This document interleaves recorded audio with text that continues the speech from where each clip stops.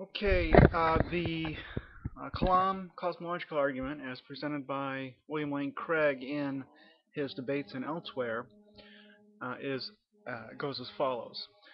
Premise one: that which begins to exist has a cause. Premise two: the universe began to exist. Three: the conclusion. Therefore, the universe has a cause.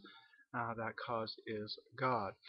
Now, the second premise, that the universe begins to exist, is affirmed by Stephen Hawking and Leonard Mlodinow in The Grand Design, and I already did a video about that.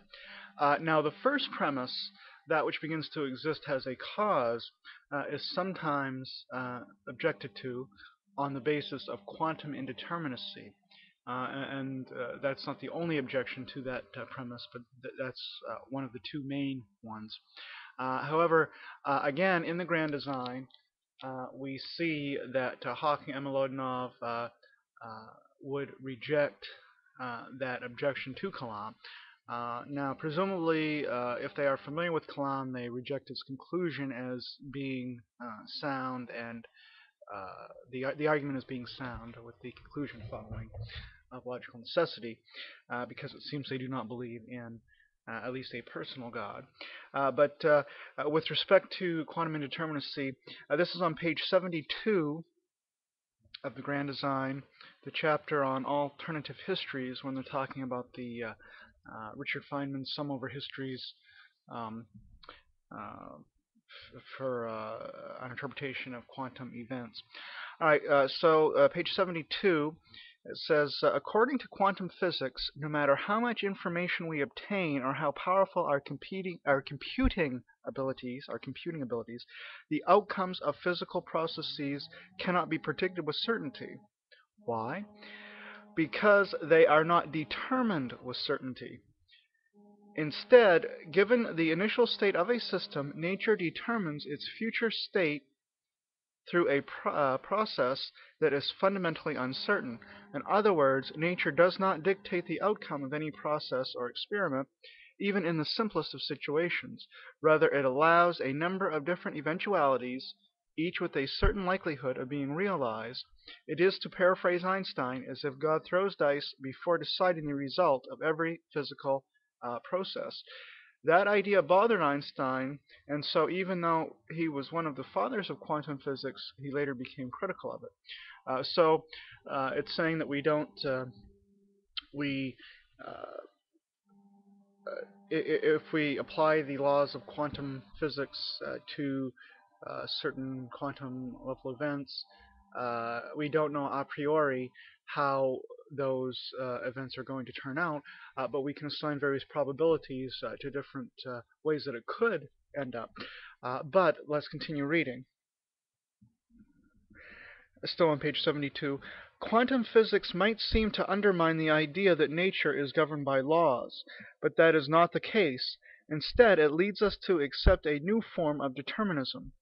Given the state of a system at some time, the laws of nature determine the probabilities of various futures and pasts rather than determining the future and past with certainty. Though that is distasteful to some, scientists must accept theories that agree with experiment, not their own preconceived notions. So he says that the scientific determinism, which he talked about earlier, Milodinov and Hawking, uh, they're saying that the probabilistic nature of quantum laws are laws regarding the quantum level, quantum events, effects at the quantum level, if you will. Um, it's still determined by the laws of physics, of quantum physics. So even though it's probabilistic, it's still according to law. Now, I myself am not a scientific determinist, I do not think, but the fact remains that, as Hawking and Milonov rightly point out, uh, say quantum fluctuations where virtual particles are popping in and out of being, that is not acausal. Okay, it's it's caused according to the laws of quantum mechanics albeit those laws are probabilistic in nature. So we cannot have an effect or an event, namely a particle popping into being, uncaused. So that which begins to exist, even quantum particles in the vacuum fluctuations, it's not a causal. It's causal within a probabilistic law framework. Uh, so that objection to premise one of Kalam, the Kalam cosmological argument, we see that in the grand design that Hakim Mladinov will not allow that to us. So premise two is good. Premise one is acceptable as well, except possibly with you can't have before the beginning and the absolute beginning of all natural things. There was no before that, so that's the other major objection. So the only possible way that one could object to the Kalam cosmological argument would be to say that the beginning of the world, of the cosmos, was a unique event because time itself began and there was nothing before that. So that would be the only hope of objecting to the first premise that that which begins to exist has a cause. In other words, after reading the Grand Design by Hawking and Mlodinow, uh, our confidence in the soundness of the Kalam cosmological argument, and we already know that it's valid.